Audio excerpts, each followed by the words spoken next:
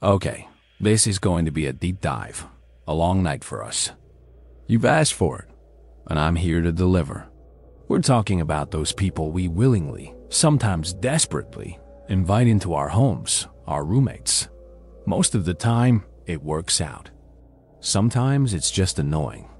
But then there are those times. Those times it becomes a living nightmare. You're in for a long one tonight, so settle in, maybe check your locks, and definitely make sure you know who's in the house with you. Because tonight, I've got 3 incredibly unsettling, allegedly true roommate horror stories that will make you think twice about your next housemate.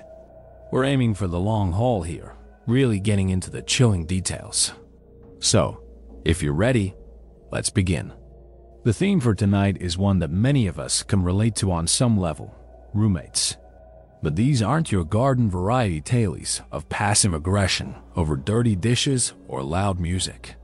No, these are stories that crawl under your skin, stories of unease that blossoms into genuine fear, accounts of cohabitation turning into a fight for sanity or even survival.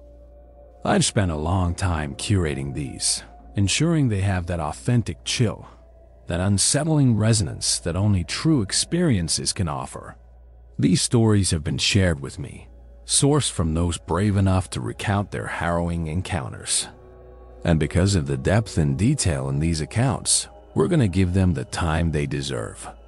So, if you need to grab a drink or a comfort blanket, now's the time. As always, I invite you to share your own experiences in the comments below. You never know. Your story might be featured in a future session. And if you appreciate these deep dives into the darkness, consider liking this video, subscribing, and hitting that notification bell so you don't miss our descents into the macabre. Now, let's extinguish the mundane and ignite the unsettling. Our first story tonight comes from a subscriber named Sarah. She was in her early 20s, just starting out in a new city. She found what she thought was the perfect, affordable room. Little did she know what came with it. She calls this the one who watched. Sarah, as I mentioned, was fresh out of college, bright-eyed, and eager to make her mark. She'd landed a decent entry-level job in a city that was both exciting and intimidatingly expensive. Finding an apartment on her own salary was a pipe dream, so the roommate route was inevitable. After weeks of scouring online ads, enduring awkward interviews, and viewing some truly questionable living situations, she stumbled upon an ad that seemed almost too good to be true.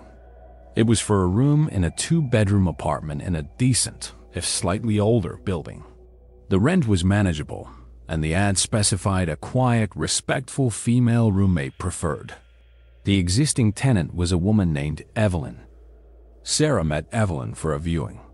Evelyn was perhaps 10 years older, in her early 30s, with a calm, almost serene demeanor. She worked from home as a freelance writer, she explained, so she was around a lot, but valued her peace and quiet. The apartment was tidy, filled with books and plants, and had a generally calm atmosphere. Evelyn herself was soft-spoken, with watchful eyes that Sarah initially interpreted as thoughtful. They had a pleasant, if brief, conversation. Evelyn seemed agreeable. The apartment felt safe, and Sarah, weary of the search, accepted the offer almost immediately. The first month was fine, uneventful, even. Evelyn was indeed quiet. So quiet, in fact, that Sarah often wondered if she was even home. They had different schedules. Sarah would be out for work most of the day, and when she returned, Evelyn would often be in her room, door closed. Sometimes, Sarah would hear the faint tapping of a keyboard, but that was it. They'd exchange polite nods if they met in the kitchen or hallway. Hello, good night. Short, perfunctory. Sarah didn't mind. She wasn't looking for a new best friend, just a peaceful living arrangement. The first little oddity occurred about 5 weeks in. Sarah had a specific routine. She'd come home, change, and immediately make a cup of tea, always using her favorite blue ceramic mug, a gift from her grandmother. One evening, She reached for it on the drying rack where she'd left it that morning, but it wasn't there. She checked the cupboard. There it was, nestled amongst Evelyn's mugs. Strange. She was sure she hadn't put it away. Maybe Evelyn had tidying up. A bit presumptive, perhaps, but hardly sinister. Sarah retrieved her mug and thought nothing more of it. A few days later, Sarah came home to find the living room window, which she always left cracked open just an inch for fresh air, firmly shut and latched. Again, a small thing. Evelyn was home all day. Perhaps she'd felt a draft. But Sarah had specifically asked Evelyn when she moved in if she minded the window being slightly open. And Evelyn had said, "No, not at all. I like fresh air too." Why change it now without mentioning anything? These were tiny pebbles in her shoe, barely noticeable. But then the pebbles started to get a little bigger. Sarah was a creature of habit, especially with her personal space. Her bedroom was her sanctuary. She always kept her door closed when she wasn't in it, not out of secrecy, but just preference. One Saturday, she went out for a few hours to run errands.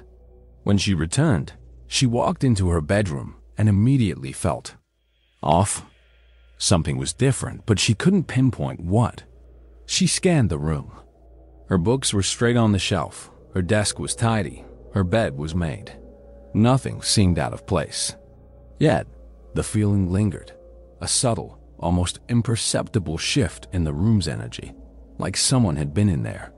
She chided herself for being paranoid.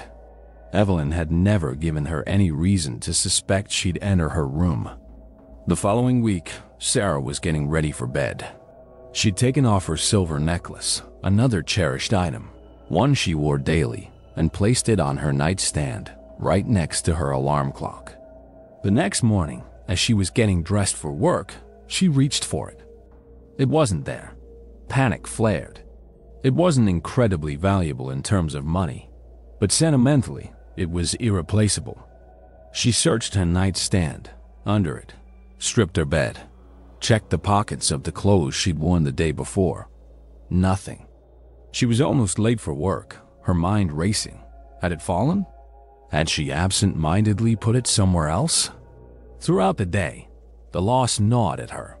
When she got home that evening, she planned to ask Evelyn if she'd perhaps seen it. Maybe if it had fallen in the hallway, though that seemed impossible. As she walked into the apartment, Evelyn was in the kitchen, making tea. "Hey, Evelyn," Sarah began, trying to sound casual. "You haven't by any chance seen a silver necklace, have you? Small, with a little bird pendant. I seem to have misplaced it." Evelyn turned slowly, her expression unreadable for a moment. Then, a small, serene smile. "Oh, you mean this one?" she said, and to Sarah's utter shock, Evelyn reached up to her own neck and unclasped the necklace. Her necklace. The silver chain, the tiny bird pendant. Sarah stared, dumbfounded. "Yes, that's it. Where did you find it?" Evelyn's smile didn't waver. "I found it on the bathroom floor this morning. It must have slipped off when you were in there. I was going to leave it for you, but it's so pretty. I decided to try it on. I hope you don't mind." The bathroom floor? Sarah was meticulous about her jewelry. She never wore it in the shower, and she always took it off in her bedroom. There was no way it had fallen off in the bathroom.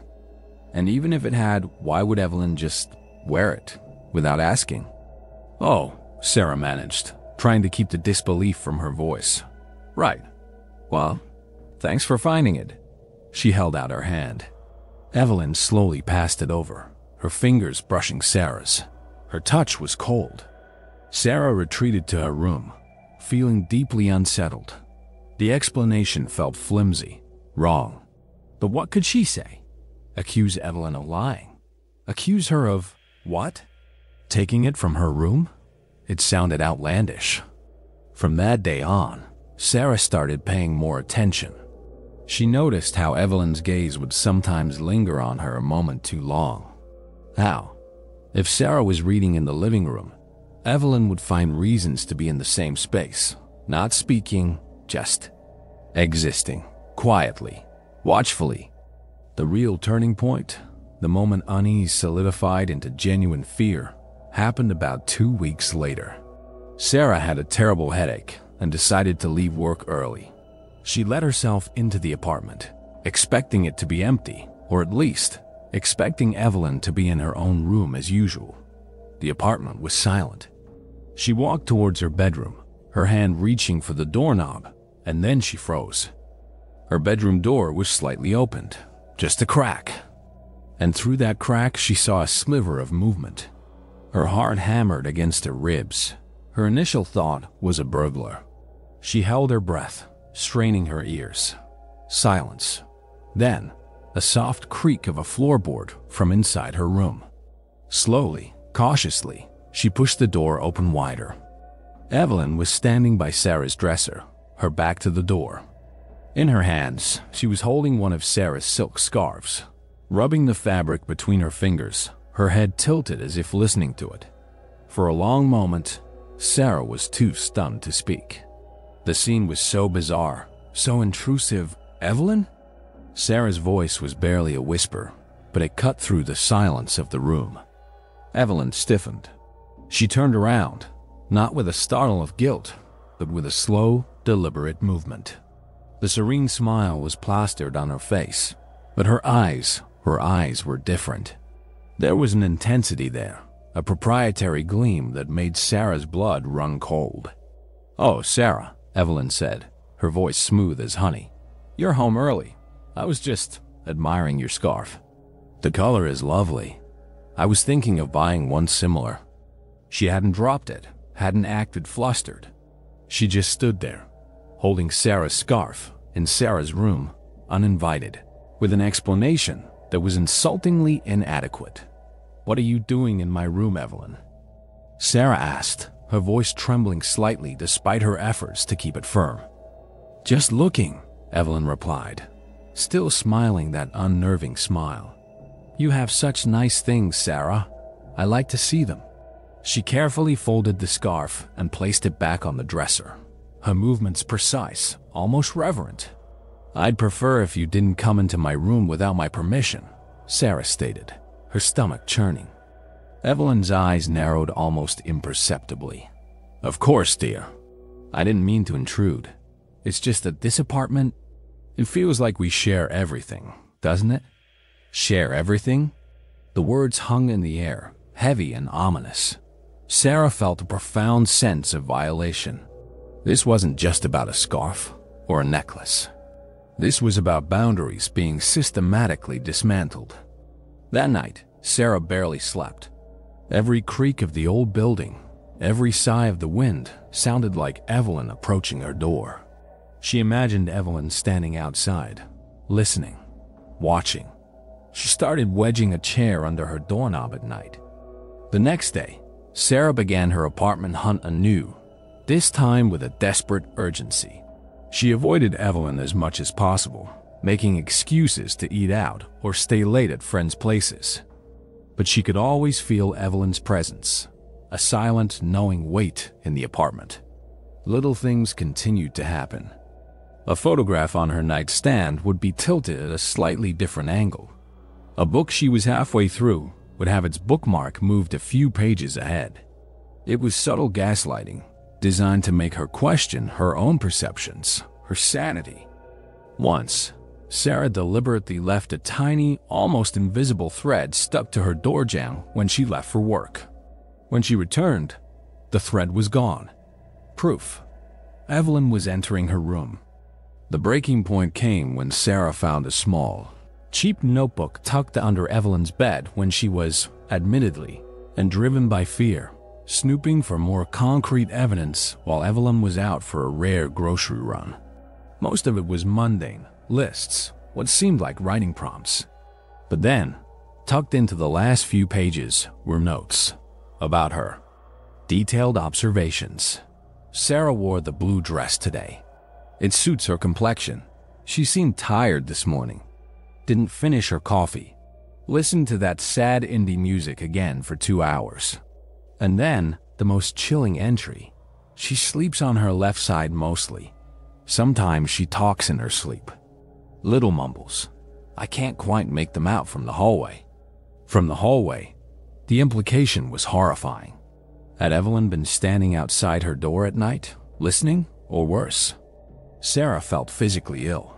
She photographed the pages with her phone, her hand shaking so violently she could barely hold it steady. This wasn't just creepy. This was obsessive. This was dangerous. She didn't even pack all her things. She called a friend in tears, explaining the situation in frantic, whispered tones. Her friend, bless her heart, dropped everything and came over with her boyfriend and his truck. Within 2 hours, Sarah had packed her essentials, clothes, important documents, her laptop, and was out. She left her key on the kitchen counter with a hastily scribbled note saying she was moving out immediately and would forfeit her deposit. She didn't care about the money. She just needed to escape. She never saw Evelyn again. She blocked her number, her email. For months afterward, Sarah had nightmares. She'd wake up convinced someone was in her room, watching her. She became obsessed with locks, with privacy. The experience left a deep scar, a lingering fear of who people truly are behind their carefully constructed masks. Evelyn, the quiet, serene writer, was a watcher, an invader of space and sanity. And Sarah knew, with a certainty that chilled her to the bone, that she had narrowly escaped something far worse than just a creepy roommate. She escaped someone who wanted to not just share an apartment, but to somehow possess a part of her life. Chilling, isn't it?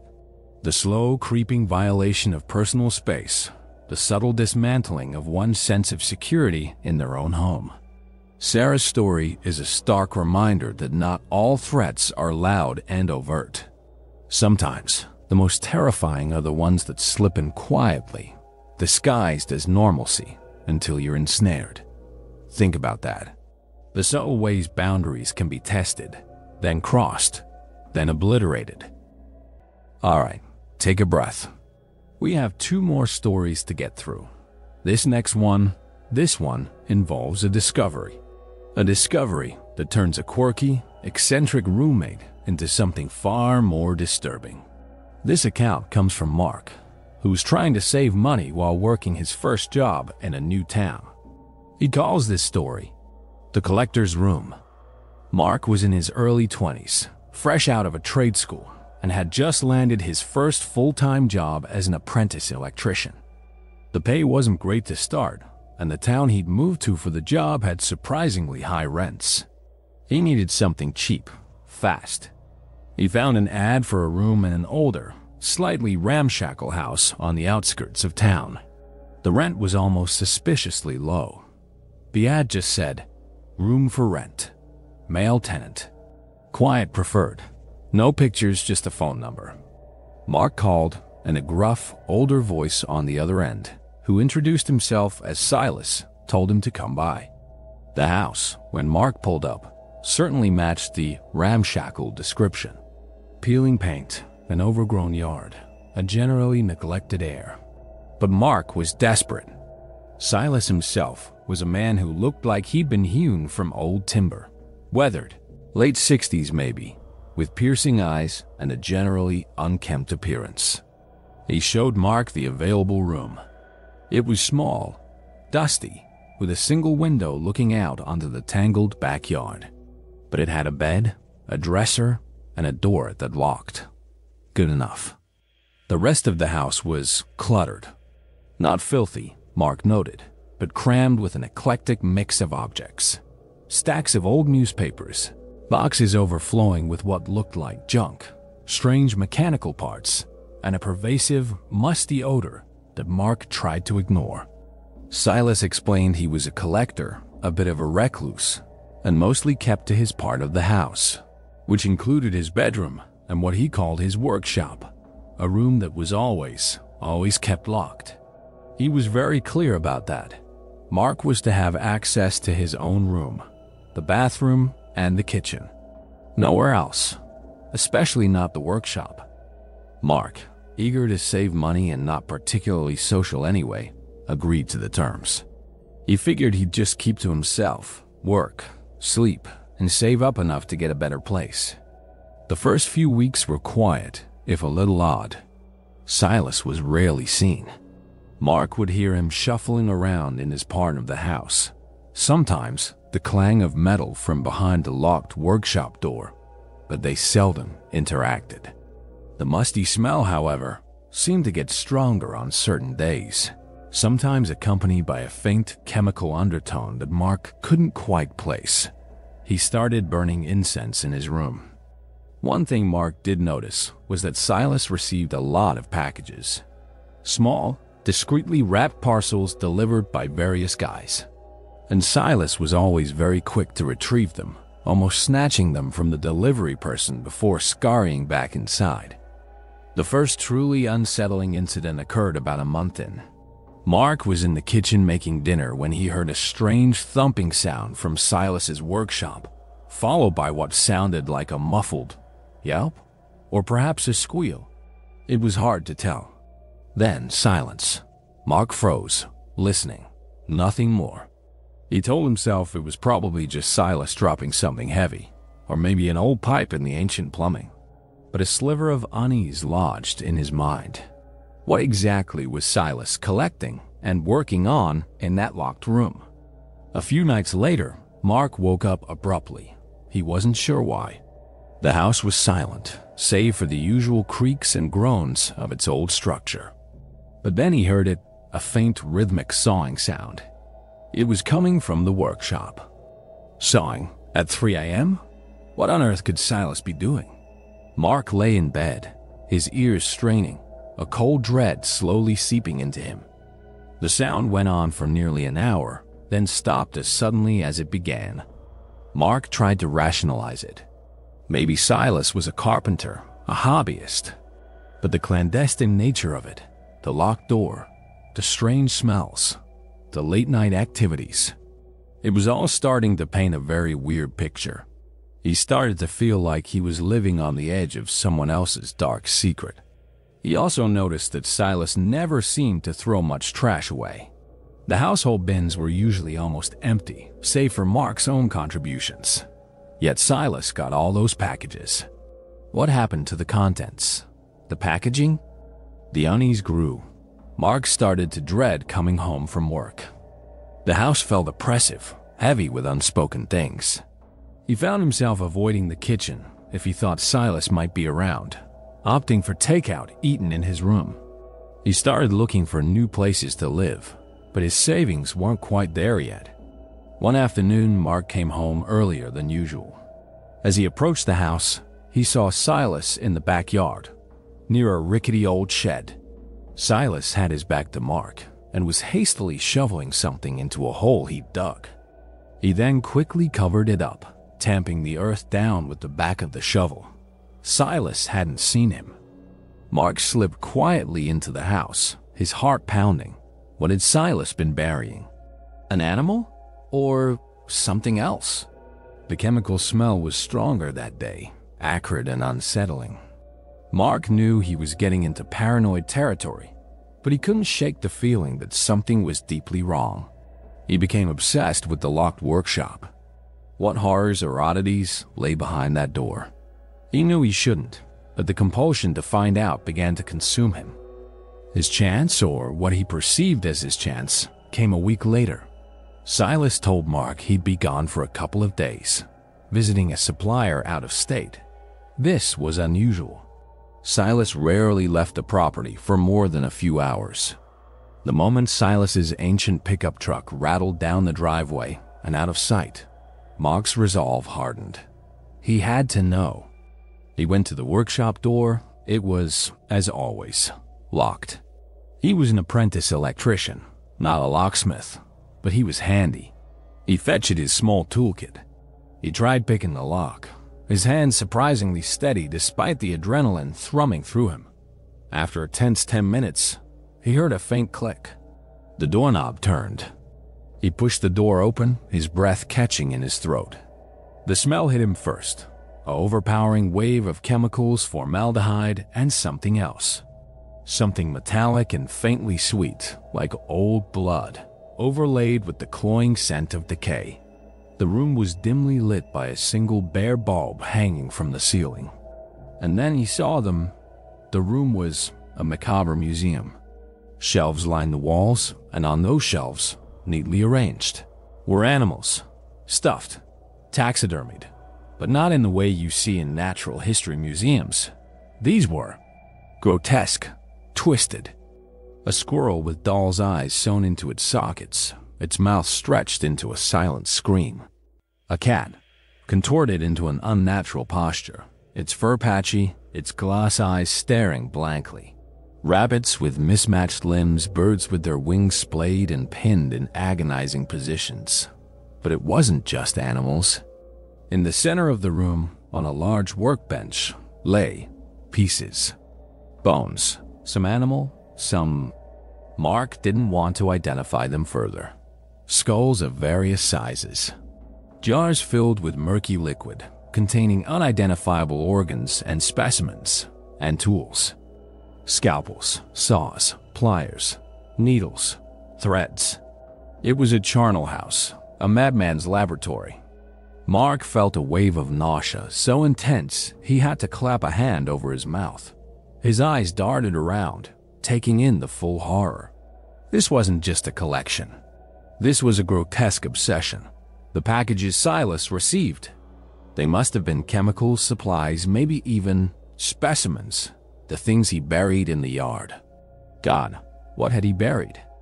Then, on a small separate table, almost like a shrine, Mark saw something that made his blood freeze solid. It was a small, crudely stuffed dog, a terrier mix. And tied around its neck with a faded ribbon was a small, engraved tag. Mark leaned closer, his vision blurring with horror and revulsion. He could just make out the name on the tag. Patches. He remembered seeing missing dog posters around town a few weeks ago. A little girl, tearfully holding a picture of her beloved terrier mix, named Patches. This wasn't just about dead animals Silas found. He was sourcing them. Mark stumbled back, gagging. He had to get out. He had seen more than enough. He backed out of the room, his mind reeling, and carefully, shakily, relocked the door. He scrubbed his hands raw in the bathroom, trying to wash away the smell, the feel of that room. He didn't even pack. He grabbed his wallet, his phone, his work bag, and ran out of that house. He drove to the nearest police station, his voice shaking as he tried to explain what he'd seen. He wasn't sure if they believed him at first.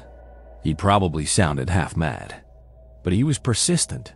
Describing the location of the house, Silas, the room. He never went back to the house. He found out later, through a brief news report a few days later, that the police had indeed investigated. The report was vague. Unusual materials and animal remains found on property. Investigation ongoing. It never made big headlines.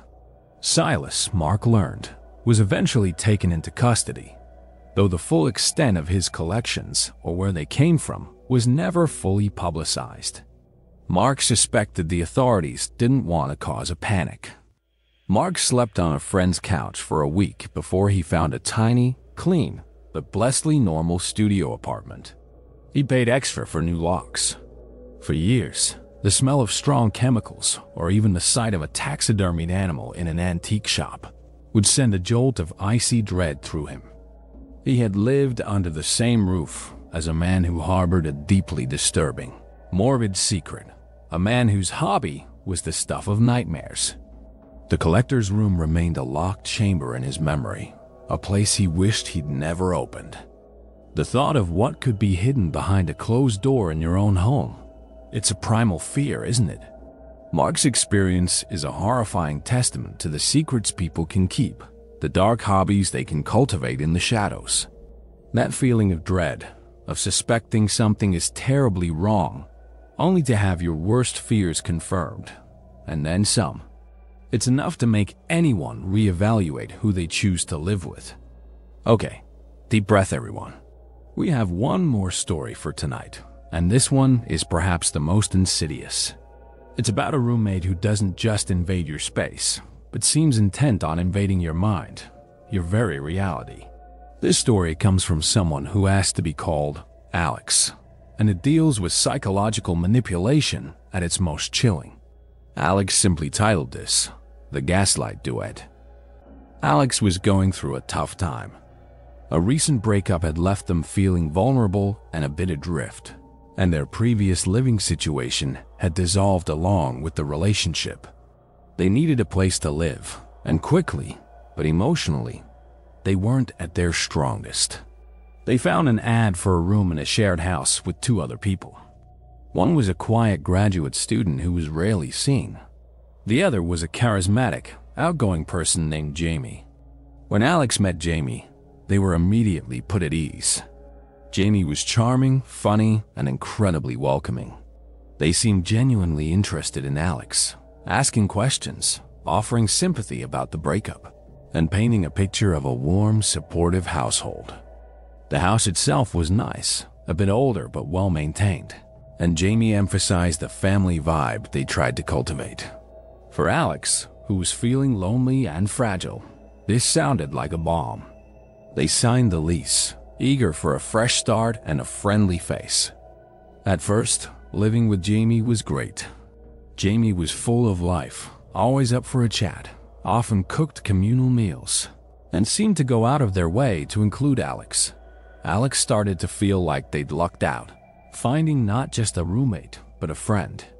The third roommate, the grad student named Man, was polite but very introverted, mostly keeping to his room and studies, so Jamie became the dominant social presence in the house.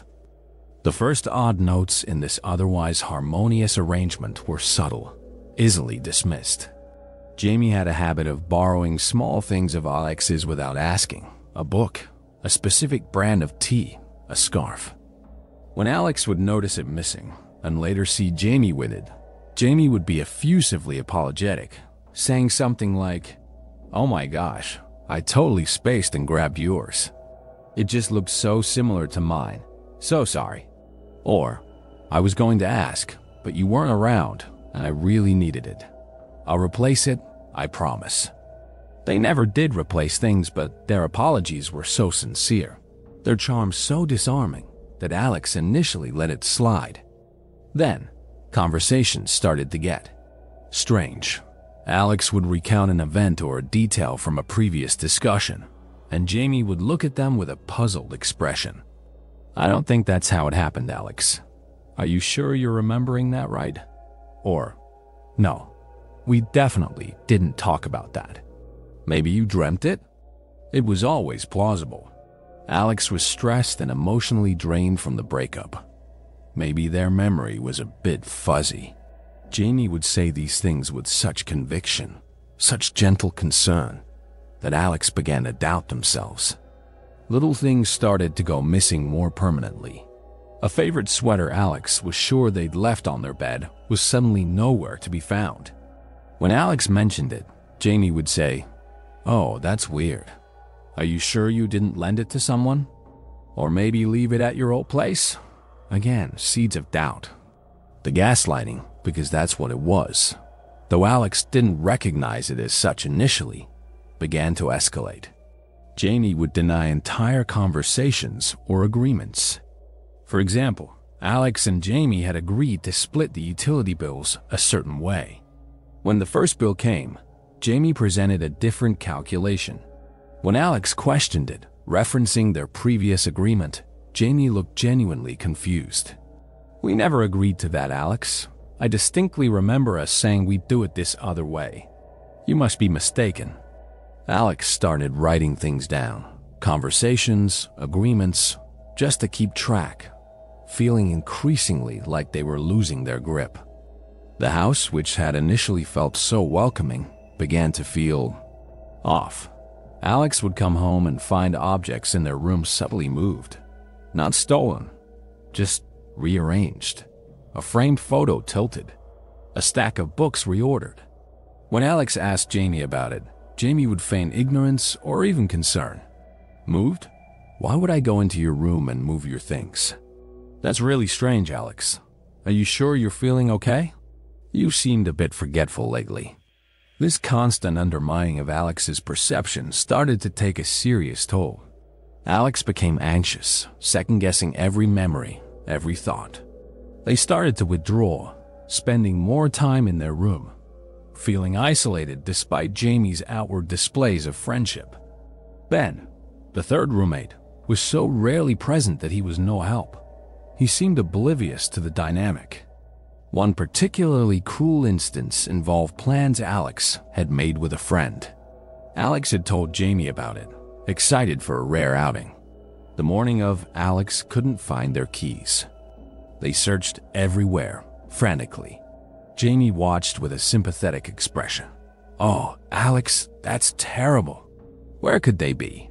After Alex had turned their room upside down and missed the outing, feeling utterly defeated, Jamie found the keys a few hours later in a common area. "Look what I found under the couch cushions. You must have dropped them. Silly you." Alex knew, with a certainty that defied Jamie's manipulations, that they hadn't dropped their keys there.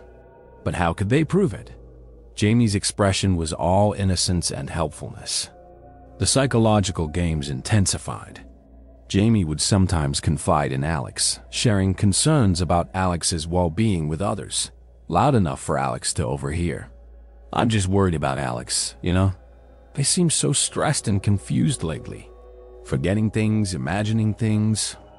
Alex began to feel like they were living in a distorted reality, a play orchestrated by Jamie for some unknown, malicious purpose. They confided in a close friend outside the house, who listened with growing alarm. This friend was the first to use the word gaslighting, and as Alex researched it, a horrifying clarity began to emerge. Jamie's behaviors, the denial, the manipulation, the feigned concern, it all fit.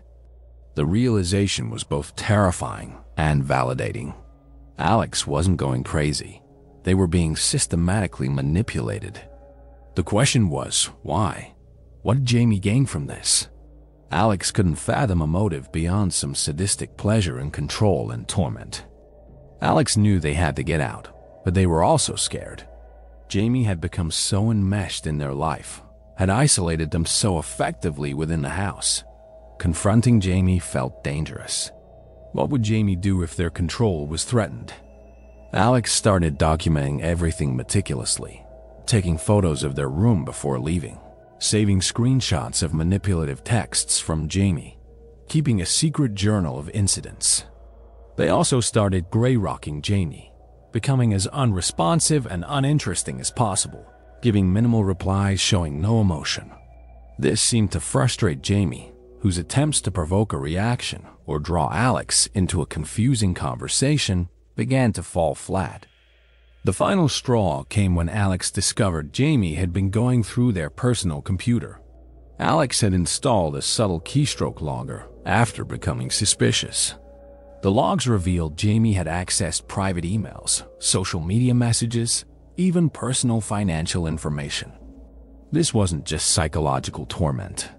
It was a severe invasion of privacy with potentially serious consequences. With this concrete evidence, Alex felt empowered. They contacted the landlord, explaining the situation and providing the documentation.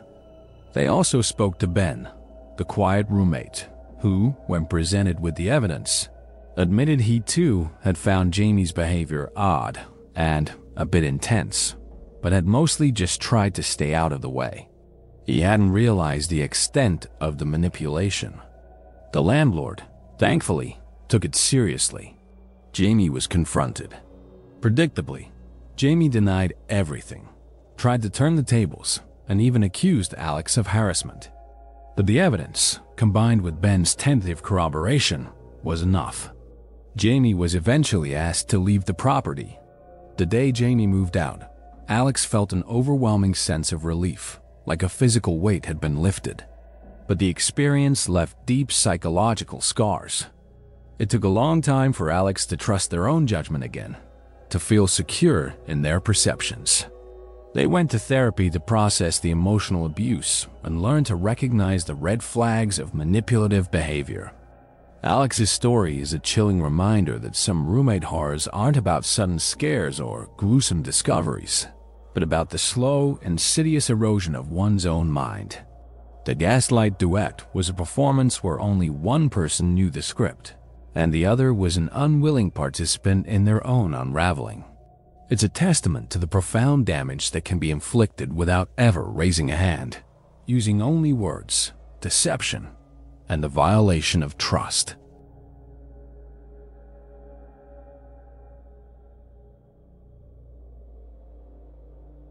And there you have them.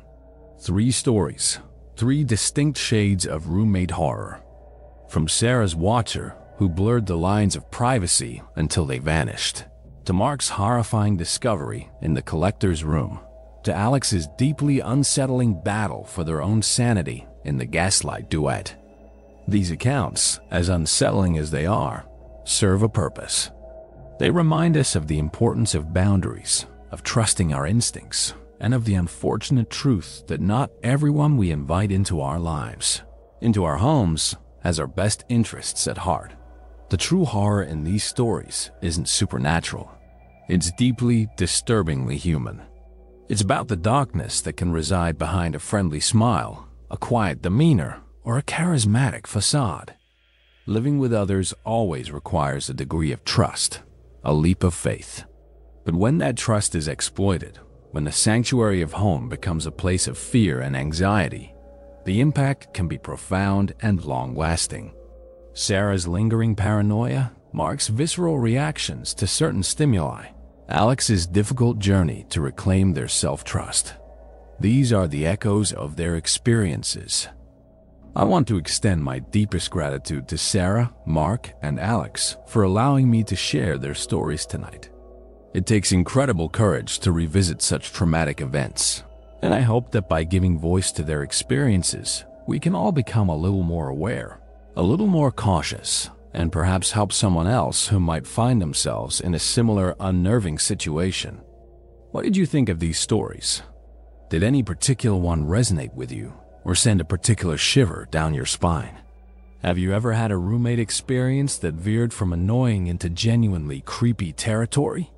I'd love to hear your thoughts and your own stories in the comments below. This channel is a community for sharing these experiences, for exploring the shadows together. If you've made it this far into our extended session of dread, thank you for your time and attention. If you appreciate this kind of long-form, deep-dive storytelling and want to support the channel, please consider giving this video a like. It truly helps more than you know. And if you haven't already, please subscribe and click that notification bell so you'll be the first to know when we next venture into the darkness. We have many more unsettling tales to explore in the future, from isolated encounters to unexplained phenomena, and yes, more true horror experiences. If you have a personal story you feel needs to be told, you can leave a comment below. Until next time, stay vigilant, trust your gut, and please, be careful who you share your home with. Sleep tight if you can.